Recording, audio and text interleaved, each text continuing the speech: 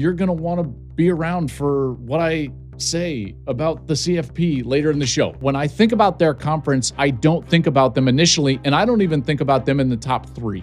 Once you miss in the portal route, now it's like trying to get back on the merry-go-round once it's going really fast. It's tough to do. You can absolutely become a great program if you invest $100 million in your program. I'm miserable.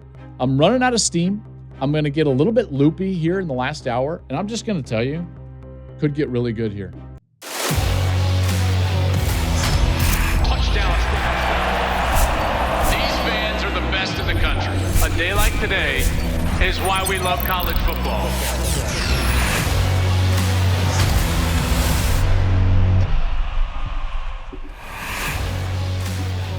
Hey, welcome into the program, everybody. This is the Joel Klatt Show. I'm Joel Klatt. This show is presented by Graduate by Hilton. We thank them for their support, as always. We have got a really fun offseason show for you here today. Remember, we are here every single week in the offseason. So, 1, you're welcome. And 2, make sure you go back. Last week, we dropped our first mock draft for this draft period as we're getting set for the National Football League draft in April. I've been covering the draft for a number of years, and so I've got my first mock draft out. That is on the YouTube channel. You can go there. You can subscribe to the page. You can hit the notification button. You can leave a comment, and you can get my very first mock draft of this season. So that's up there right there. If you haven't followed us on social, that's a really good spot, in particular in the offseason, to just follow us. You can get some of our content, get all the updates of what's going on with the show as we roll through some of this content during the offseason. You can do that at Joel Klatt Show, wherever you like to social media. So we are out there. Okay, so today, here's what I want to do. As we begin the offseason here in college football, I'm sensing that I'm a bit more optimistic about a few teams out there than others are being. And I'm a bit pessimistic about some others. So what I wanted to do is kind of a stock up, stock down type of take on 6 teams. So I've got 3 teams that I'm higher on than I think most, or the consensus is around college football. And then I've got 3 teams that I might not think as highly of as it relates to next season. So I've got that. So 3 up, 3 down. And then some newsy stuff. We're going to get into MrBeast, that story about like, hey, could he just dump $100 million on ECU, East Carolina, and all of a sudden they be a national champion contender? We'll talk about that. Some chatter about non-conference schedules going on, including some blue bloods. I'll get into that a little bit later, as well as the official declaration of the schedule for the CFP next year and moving forward, which, hint, hint, it's terrible, and you're going to want to be around for what I say about the CFP later in the show. But first, let's get into this stock watch. 3 up, 3 down. I'm going to jump back and forth. So let's start with an up, okay? Here's a team that I'm a little higher on than I think most around the country. And if you really evaluate the way that they've built their roster and then what they have returning next year, I think it's time to get a little bit bullish on USC. USC is going to lead my stock up teams. And this is a team that has the experienced quarterback coming back. And we've talked a lot about that here on this show. And I think that we all now understand that's what it takes to be successful in college football. So you've got Maava back, and Lincoln Riley obviously lost Danton Lynn, the defensive coordinator, who I was a big fan of. But he brings in Gary Patterson. I really love the idea of having Gary Patterson here for Lincoln Riley. He built a winner at TCU. He's a defensive-oriented guy. He's going to handle the defense. He's got high energy and a wealth of experience that Lincoln can use and bounce things off of. I think that is a win. Now, I think Danton Lynn is great. So I'm not saying upgrade or downgrade. I'm just saying that's a win. That's a win for USC. It's a win for Lincoln Riley to get Gary Patterson. That's one. And then here's the part that I think is actually more impactful. So we can talk about the quarterback, and certainly that's probably the most important thing. And obviously filling Danton Lynn's shoes is big. But how about getting the entire offensive line back? See, now we're talking, because now you've got a quarterback and an offensive line in the entire backfield. So King Mack, who had to basically fill in after Wayman Jordan was injured, now you get both of them back there in the backfield. So you've got what I consider to be at least the potential of the best running game that Lincoln Riley has had since the OU days. You remember those old Trey Sermon and Rodney Anderson days where they were just running roughshod over everybody, 250, 260, 270 on the ground. I think that they could be a dominant run team. And if you've paid attention to anything that I've said about USC and more specifically Lincoln Riley over the last couple of years, it's this.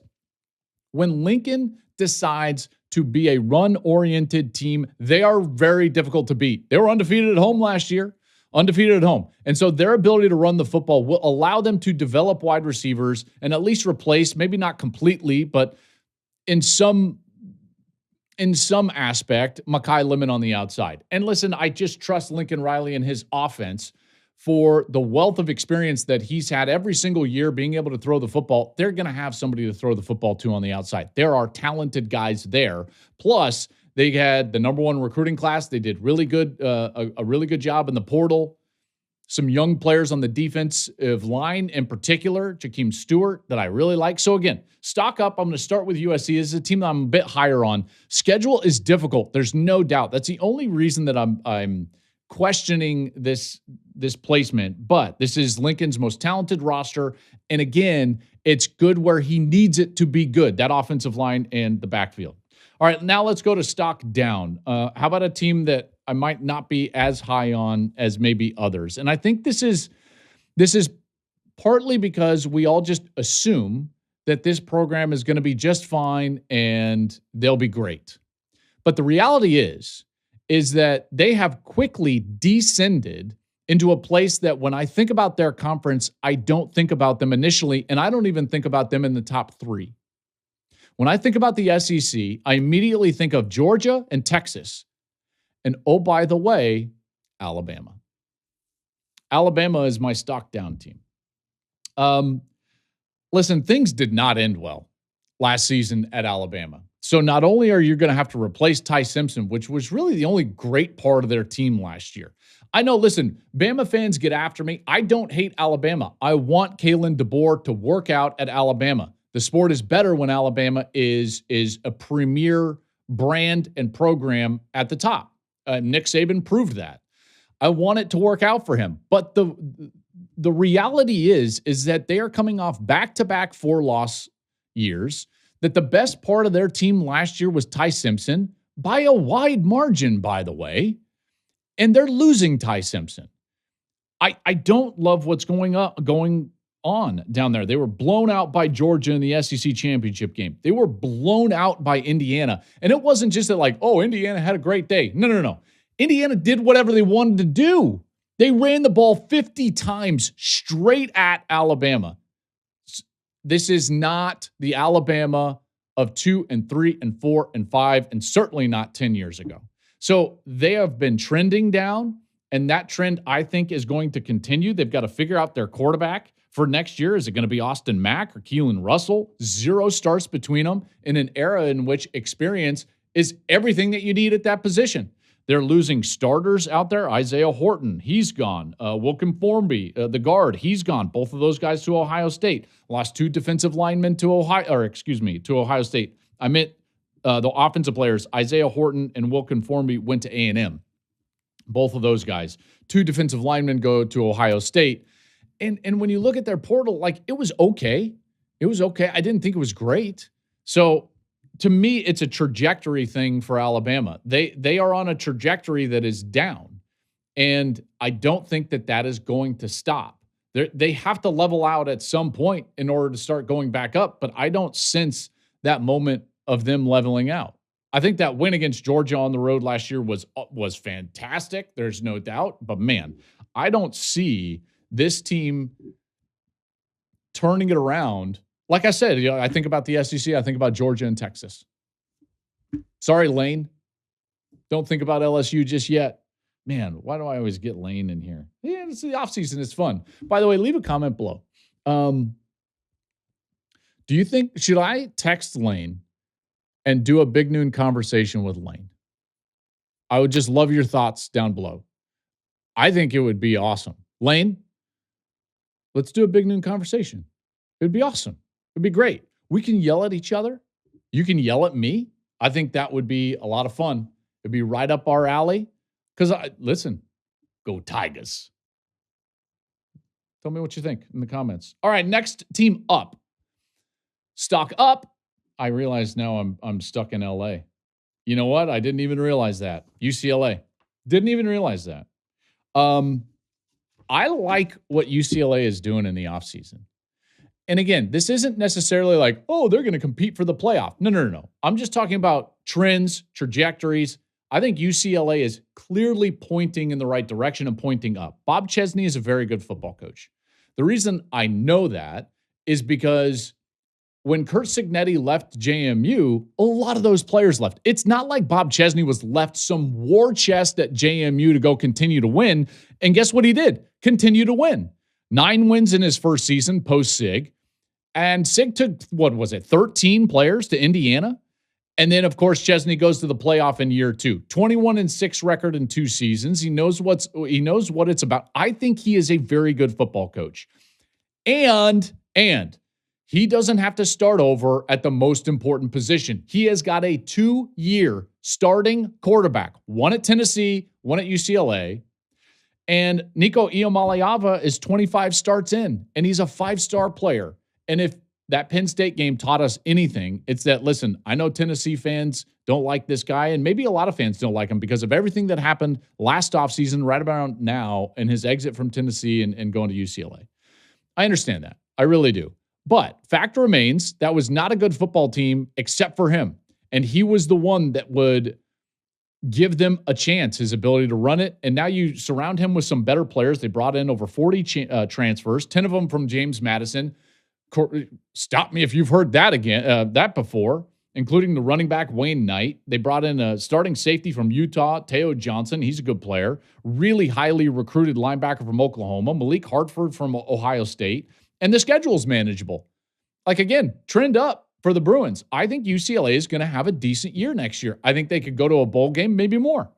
Road games against Oregon and Michigan, clearly tough. But they miss in the Big Ten schedule Ohio State, Indiana, Iowa, Penn State, and Washington. Not bad. Not bad. USC to end the season at home in the Rose Bowl. UCLA, stock up. Stock down. It's hard for me not to put Florida State on this list. Florida State was down bad last year, and there really isn't any light at the end of that tunnel. What happened after week 1, beating Alabama, did not go well. QB looks like it's going to be, I guess, Ashton Daniels, who has bounced around, was Auburn's backup last year, played at the end of the season after starting out at Stanford.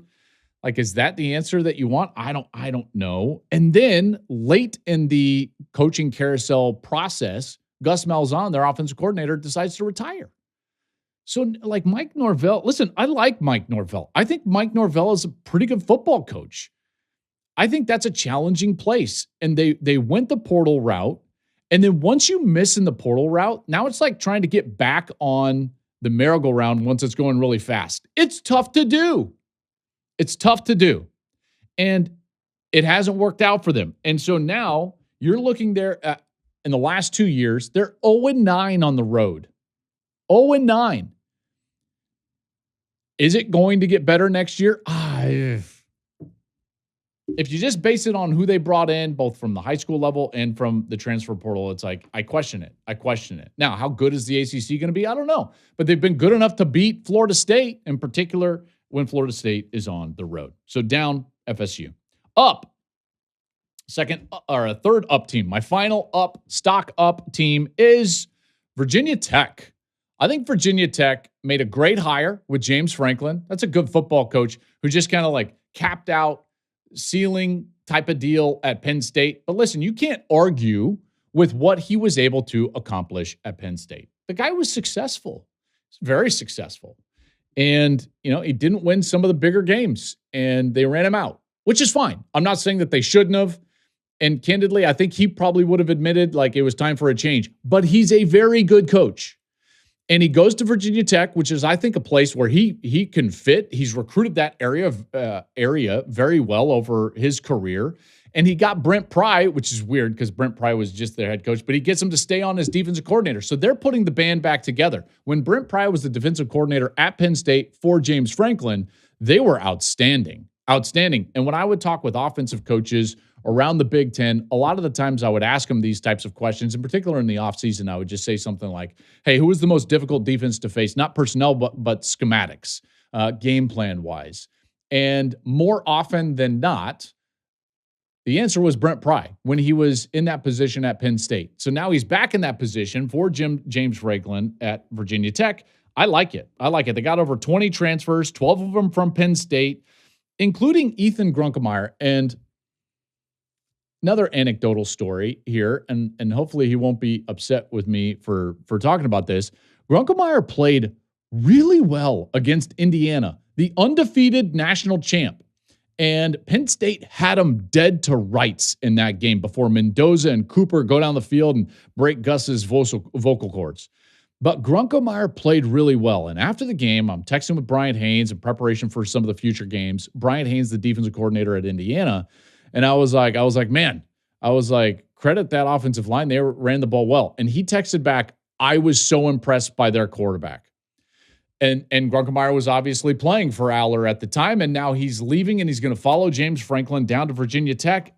I got to tell you, I think the guy I respect, one of the 2 or 3 defensive coordinators I respect the most in college football, one of those would be Bryant Haynes from Indiana. When he tells me that guy is unbelievable and he was hard to stop, that tells you something. So Virginia Tech, stock up. I like what James Franklin can do down there with the Hokies. And last one, stock down. Pains me to do this because you know how I feel. You know, if you've watched this show for any length of time, you know how I feel about this program. I love this program. I really do. I really like the guy that's taking over. But Utah is going to go on my stock down teams. Listen, last year they were just outside of that playoff discussion. Lost to Tech at home. That's a game that Gus and I and Ginny called. Lost to BYU. That was a tough one, obviously. And it felt like last year was really a year for them to break through and get to that level, possibly win the Big 12 and possibly go to the college football playoff. They had the line up front. It seemed to get the quarterback right and the offensive coordinator right, which they did. And then it just didn't work out in those 2 specific games. They did everything right. Then I got to tell you, over the course of the last 2, 3, 4 years, they've also done everything right for a succession plan post Kyle Whittingham. They've been setting this up for a number of years, and that might be what hurt them, by the way, in this whole carousel. But they've been setting this up for Morgan Scalley, the defensive coordinator, to take over for Kyle Whittingham at the right time. And it was going to be the Bob Stoops to Lincoln Riley and the Urban Meyer to Ryan Day handoff. And then it wasn't. And I got to tell you, it concerns me for Utah. So not only did Kyle Whittingham jump back into the coaching ranks, but he did so at a blue blood, where it was going to be incredibly enticing for others that were loyal to Kyle, that were at Utah, to join him and take a run at this thing. And that's exactly what happened. So Jason Beck, who was outstanding for them as the offensive coordinator, he leaves. And now he's at Michigan. A couple of their best players, John Henry Daly, defensive lineman, excellent player, going to Michigan. Smith Snowden, maybe their best overall player, a guy that they played on both sides of the football, was excellent at the nickelback. He's gone. He goes to Michigan. Tight end J.J. Buchanan, gone to Michigan. Their 5-star recruit in this year's class, athlete Celeste Moa. Sorry. Jim Harding, the offensive line coach. Kyle Whittingham, the head coach. Yikes. So now all of a sudden, this succession plan that was so, I think, well thought out, and certainly could have kept them on the tracks for what Utah is, death taxes Utah football. Now it's are they going to be that? I don't know. So I would point them a little bit down. And again, that hurts me. But Utah, everything that just happened with Kyle going to Michigan, and then kind of the exits and what they got and everything, I don't know. I don't know what's going to go on there.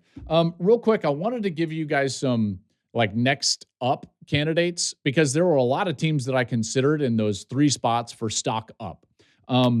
I thought about Kentucky with what Will Stein is doing in this offseason and what he's building at Kentucky. I thought about what Rhett Lashley is doing at SMU because he's got a lot of veteran guys back, including his quarterback. I like what Rhett Lashley is doing at SMU. They almost made my top 3 stock up. Cal with Tosh Lapoy. They've done a really good job. I love their young quarterback, and if you look at their transfer class, it's pretty good. Remember, the ACC is not a very good conference, and so you can make a big jump like that. So Cal, watch out for Cal. Most know how I feel about Kyle Whittingham, and I just talked to you all about the reason I think Utah is stock down is partly because I think Michigan is stock up. They almost made my list at Michigan. Indiana could have made it, but candidly, I can't put them on stock up because they're undefeated national champions. But Indiana had a great offseason. So those were all kind of candidates of teams that I was thinking of for potentially stock up. Notre Dame was on there. LSU is one of those teams I was thinking about. Huh? Come on, Lane. Come on, Lane. It'll be fun. We'll have a great time. So truth be told, I'm going to get to this MrBeast story in a moment. Truth be told, I am running out of gas right now. And you might be wondering, like, what do you mean? It's the offseason, Joel. Aren't you getting a lot of rest? Yeah, that would be the case until my amazing wife decided that she wanted to do a 72-hour water fast. Guys, I am in hour 70 and a half. No, 71 now. 71. It is Wednesday. What is it? Wednesday, February 11th. Currently, it is 5:38 p.m. when I am currently doing this right now. And I am in the last hour of a 72-hour water fast. I haven't eaten since Super Bowl Sunday. Again, it's Wednesday, February 11th, and I have not had a calorie since the Super Bowl, 6 p.m. of Super Bowl night. Now, granted, I ate a lot Super Bowl night, so I didn't feel it. I got to tell you, I know you guys have seen this all over, like online. There's all these people doing it. I think Rogan talks about it. I think Dana White did this at one point, but it's all over. And she saw me like, oh yeah, your cells are going to eat all the bad cells. The last 24 hours is going to be the best. No, it's not. I'm miserable. I'm running out of steam. I'm going to get a little bit loopy here in the last hour. Right when I'm done with this show, I'm going to eat my first calorie since Super Bowl Sunday. And I'm just going to tell you, could get really good here in this last 25 minutes. It could get amazing. So buckle up. Have any of you done the water fast, by the way? 72 hours is a long time. It's a long time. Leave a comment down below. Tell me how you felt afterwards. I mean, I feel, I guess, fine. I guess I'm just very lightheaded. I might even pass out right here. You have to watch the rest of the video. I may go forehead into the microphone at any moment, and it's going to be awesome. Okay. So there was this idea thrown out there that MrBeast, if you don't know MrBeast, he's like a huge YouTube influencer. Huge. He's got like 300 plus million subscribers. And he's worth a lot of money. People have offered him billions of dollars for his channel, and he has turned it down. So got a lot of money. And he's from kind of that East Carolina area, ECU, East Carolina, the Pirates. And someone threw out the idea of MrBeast donating $100 million to ECU. Because now what's happening in college football and really college athletics in general, but everyone's just thinking about alumni from all these different schools. You know, it's like, what's your wealthiest alumni? And will he give millions of dollars, or she, sorry, that was, guys, 71st hour of a water fast. Person is the richest alumni willing to just throw millions of dollars at the football program. And so the idea of like, could he just throw ECU $100 million and make them a national champion? Interesting thought. I thought to myself, we should do that little thought experiment right here on the program. Why not? So can ECU go win a national championship? And he, by the way, responded. I believe his name is Jimmy. He responded with, should I do this? Jimmy, we're on YouTube. You should absolutely do this. I think it would be amazing. And we will celebrate that to no end because every program that commits to winning, I'm here for. It makes the sport better. The more programs that are all in, the better for college football. So, MrBeast, do it. Do it. I feel like that meme. What was it, Starsky and Hutch, when Ben Stiller said, "Do it, come on, open up that trunk, let's smell that new car smell. Come on, do it." Jimmy, donate the $100 million. I think it would be amazing. He responded, "Should I do this?" with a crying emoji. He's from the area of ECU. I think it would be amazing. But it brings up the question: can you just buy a championship in college football? Okay. Let's take it down from a championship just a notch and just say, can you level up? Can you be elite? Can you go to the college football playoff if you have invested $100 million into your program? The answer is yes. The answer is yes. You can absolutely become a great program if you invest $100 million in your program. There is no doubt you can build a roster that can compete at the highest level. Absolutely. Now, I want to pause right there because I think what's happening in college football is that there are soft narratives being built around our sport by a lot of different people. You know, people like me that just talk about the sport, former coaches, even coaches themselves.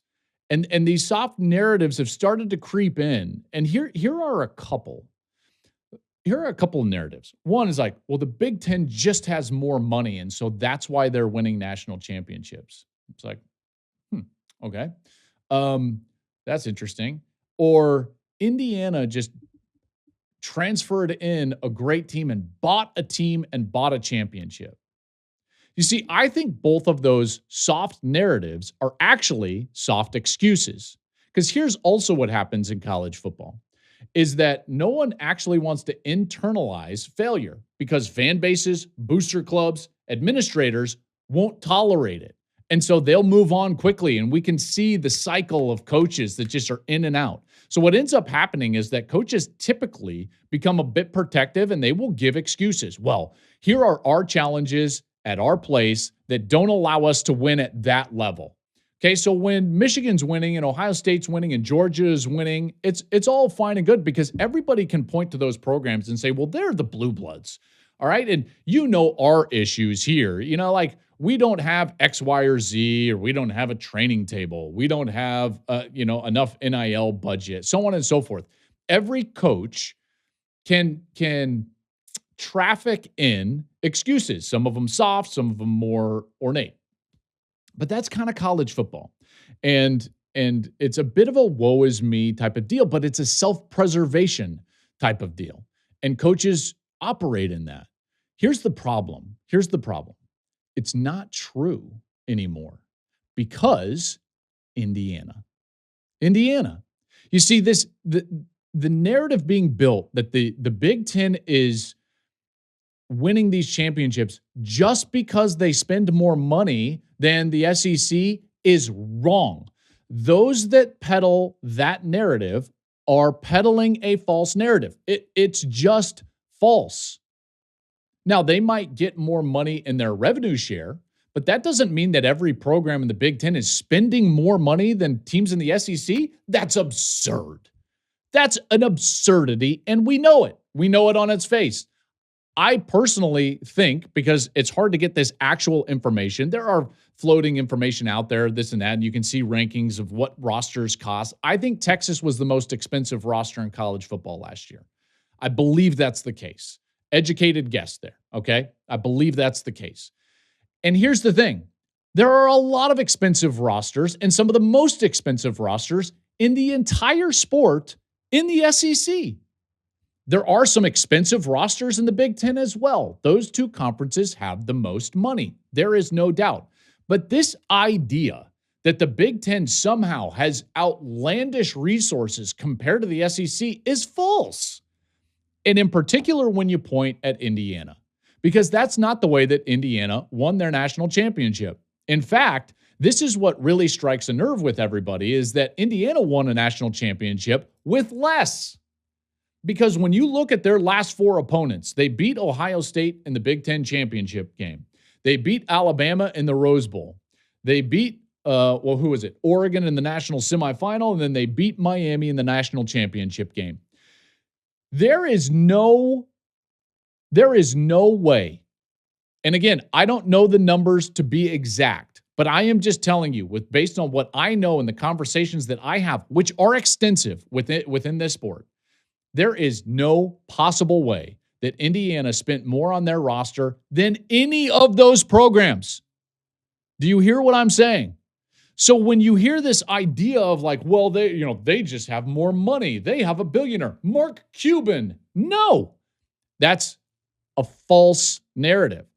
So let's go back to the premise. Like, can ECU just spend $100 million? Not necessarily. You can level up. Obviously, that's true. We're seeing that with Texas Tech, and we see that with several other programs. You can see that with Oregon. They've leveled up over the last 2 and 3 decades to the point where they're a perennial power. But to say that in regards to Indiana's championship and to pass this championship off as just, a bot championship is wrong. Here's what actually happened. Indiana went out there and they found the right coach, and he was the right fit. Now, did they invest in the sport? Absolutely. Did they invest at the level that even the programs that they beat invested? I don't think that they did. The evidence of that, by the way, is that Curt Cignetti was the lowest paid coach of those 4 that they beat at the beginning of the year. Now he's not after the extensions, but he was at the beginning of the year. And their roster was also such. Remember, if you look at the talent composite, which is a flawed metric because it just rates based on the high school rankings and ratings, their talent composite was 72nd in the country, which is wild. Here's a better apples to apples comparison, right?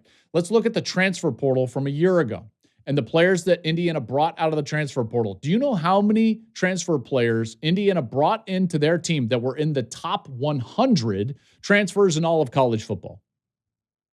One. And his name was Fernando Mendoza. And by the way, if Miami wanted Fernando Mendoza, they could have had Fernando Mendoza. He was from there. He's a fan of Miami. That's all he wanted was to go to Miami. Indiana, unfortunately, and I don't know if he would admit it now, was his second choice. They all had their crack at these guys. 100%. So the idea that they bought this and that, woe is us and the SEC in particular, like, poor us. We can't compete with Mark Cuban. That is absolutely wrong. Indiana winning was bad for all of those programs. That's why you're seeing and hearing these soft narratives peddled by people all over about money this and money that. It's not really about that. They had a better coach than everybody else. They found the right players to be in the right scheme. They paid their assistants the right amount of money to keep them where they were at. They had experience in the right spots, and they evaluated players appropriately. That was their secret sauce. Listen, the excuse machine is working hard, but Indiana did it with coaching, evaluation, fit, and experience. That's the truth. And that's what it made me think of when this idea gets thrown out there about like, well, MrBeast could just go buy a national championship. In the back of that, the soft narrative behind a sentiment like that is that anybody can do what Indiana just did. I don't think that that's the case. I really don't. And I think that it's selling short their championship. They were 16-0. They went out there and with the 72nd ranked roster in college football, won 16 straight games, beat Ohio State, Alabama, Oregon, and Miami in succession to finish the year and win a national championship. Let's not sell that short. Let's not sell that short. And I don't think that we should. I don't think we should. By the way, the teams that we beat, they beat in the talent composite, Alabama was 2, Ohio State was 3, Oregon was 5, Miami was 15. They were 72nd. If you look at high school ratings in 2024, Georgia was number 1, Alabama was number 2, Texas was 6, LSU was 7, OU was 8. You think they're not spending money to get those rosters? Come on. Like, we can't honestly sit there and take anyone serious. They're like, well, the Big Ten just has more money. Pound sand. What is that? That's false. And I'll call it out when I see it. All right, we move on. I told you it'd get a little spicy. I'm almost done. I've got like 20 minutes before I can eat.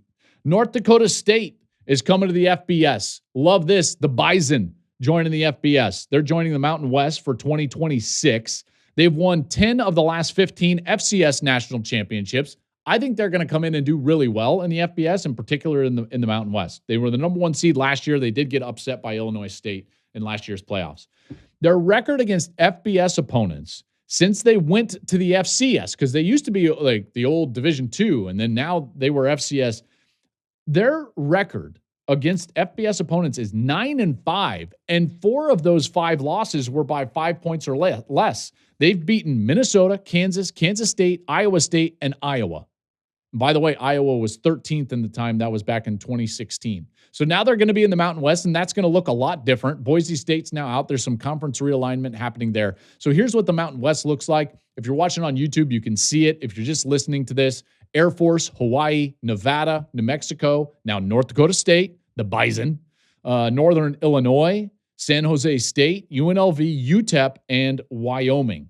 So that's what it's going to look like with the Pac-12 coming back and Boise State moving over. It's going to look a little bit different, but love this move. Now they are appealing. Remember how JMU couldn't go to the postseason, couldn't be ranked for a little bit when they jumped up. NDSU, they're going to have that same issue. They're appealing to try to get postseason eligibility earlier. I don't know why we wouldn't. If you're leveling up, why wouldn't we allow that? Stupid NCAA. Let's hope that they can get in there because, again, I think that this is a team that could wind up in the college football playoff in the next 5 years. Next 5 years. There we go. So North Dakota State, congratulations. I once took a recruiting trip there, by the way. It was awesome. The Fargo Dome. A couple of stories here to end on in this week's edition. Alabama, reportedly, is considering getting rid of their home-and-home series with Ohio State. That series is going to be in 2027 and 2028. That's what Paul thinks is going to happen, Paul Feinbaum. So the SEC is going to 9 conference games. We all know that. Plus, there's a requirement that they've got to play a Power 4 team in the non-conference. And you might think to yourself, well, that's great. Doesn't Ohio State fit that bill? But the problem is that they've also got other opponents for those years in the Power 4. So the thought is, with the way that the CFP is constructed, and they haven't fixed themselves, and it's still a selection-based product, and now we still have the committee just selecting based on record at the end of the year, because the CFP is so faulty and won't fix itself and is so poor, we're going to lose games like this. I would not be surprised if this game is canceled by Alabama. In 2028, they have Oklahoma State on the schedule. In 2029, they're supposed to play Notre Dame, but they also have Oklahoma State on the schedule. In 2030, they have Notre Dame on the schedule, but also Georgia Tech. So to me, I think that they're going to get out of those big games, add a Power 4 opponent that they feel like they're superior to, because as we've seen, with this model of postseason, a loss in the non-conference, even in a giant game, is way worse for you than scheduling nobody and winning that game. That is obvious.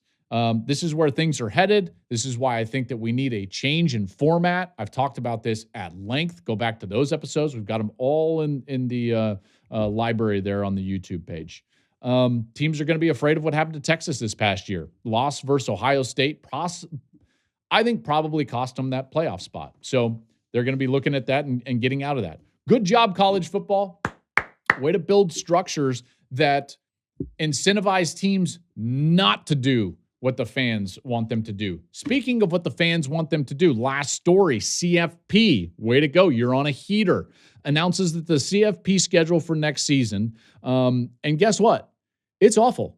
So the title game is going to be even later next year. That's right, 6 days later than what we had this last year. It was on I believe the 19th. Next year, the 25th of January, because that's what all of us were just clamoring for. Yes, because that's what fans want, is more breaks in the college football playoff. Here's what the schedule looks like. First round, December 18th and 19th. That's a Friday and Saturday. So, again, we can't play right after a conference championship game weekend. For what reason? I don't know. But we don't, and we drag this thing out. Then we're going to play the quarterfinals. But problem, NFL is going to play on Thursday, December 31st, New Year's Eve. So we can't go up against the NFL, big bad NFL. So what are we going to do? Rather than completing our playoff through the month of December and finishing on January 1. No. What should we do? Let's throw out random awful dates that avoid the NFL. It's a great idea. Woo! Quarterfinals, December 30th, day off, then January 1st. So Wednesday and Friday. But because they go Wednesday, Friday, they can't just hop into the next week because now you've got an extra day of rest for the winners of the Wednesday game. Well, that can't happen. So what should we do? More time off. Yeah, you bet. So the semifinals are going to be January 14th and 15th. That's a Thursday, Friday. Wild card round is that weekend. So they'll get drowned out by that noise. And then we can't just play, the next Monday because now we don't have enough time because we had to avoid the NFL. So the champ game goes to Monday the 25th. Oh, painfully stupid is what that is. This format is awful. It does not help the fans. It does not help college football. It does not help coaches. It does not help the transfer portal. It does not help the calendar. It doesn't help anything. We're going to continue to have coaches fired early and have to make decisions about the playoff because our playoff is stupid. We won't play a championship until 50 days after Selection Sunday and the title game. 7 weeks to play 4 rounds. What are we doing? What are we doing? I don't understand it. Here's what the comments were from Rich Clark, the executive director of the CFP. He says, we want to, quote, maximize the fan experience, end quote. What are you talking about? That doesn't maximize the fan experience at all. At all. In fact, the only thing that would maximize the fan experience in the CFP is playing the CFP through the month of December on campus so that you're not taxing the fan base every single year with multiple neutral site, boring, stale environments. Why are we doing that? Please stop. It's terrible for the fans, maximizing the fan experience. He goes on to say these dates allow us to maintain competitive balance. Remember, I was talking to you about that weird off day in the quarterfinals where you got December 30th and then January 1st because you got to avoid Thursday, December 31st because the NFL plays there. So we got to maintain competitive balance, maximize the fan experience. What is that about? That doesn't make any sense at all. Provide consistency for everyone involved in the playoff. He goes on to say, I also want to thank our bowl partners and their local communities for the incredible work, collaboration, and commitment they've shown throughout the first 2 years of the expanded playoff. The bowl games and the people behind them embraced change, delivered at the highest level, and helped ensure the expanded format was a success for student athletes, fans, and the sport. No, it wasn't. What are you talking about? I feel like I'm taking crazy pills. The bowl system, while I love the people involved in the bowl system, okay, and I think bowls should exist for teams outside of the college football playoff. I think they should. Absolutely. But the bowl system in the playoff is oil and water. Do you know what it is? It's like Netflix having an idea that's going to modernize the way that we consume movies, content, whatever it is. And them being concerned about, well, what are we going to do about Blockbuster? You put Blockbuster out of business. The college football playoff has put the bowl games out of business. We don't need them in the playoff. I don't know how more clearly I can state that. There is no reason to do this because doing this creates barriers to the decision-making process and the structure process. I think that that's pretty clear. Clear. By the way, no help the following year. National championship is going to be the same structure with the championship game in, what will that be, 2028 on January 24th. All we talk about, and all coaches want is the calendar fixed. And the one entity in our sport, the one entity that actually has a little bit of power and could look over the whole sport and not just one silo. They're not representing just one conference or one program or one region. The CFP is really the only umbrella over the entire country. And yet it's the one entity that will not move in a fashion that improves the sport for the future. It's wildly frustrating. Wildly frustrating. Our next show is going to be next Monday, and I'm about to eat. Like I said, I knew it was going to get a little crabby right there, and I hope that I hope that wasn't too harsh. I don't think it was, because I do think that calendar is really bad. It's really bad. And now I'm going to go eat. Come back next Monday. We will have another Joel Klatt show. Subscribe to the channel. Go check out the mock draft if you would, and enjoy your week, everybody.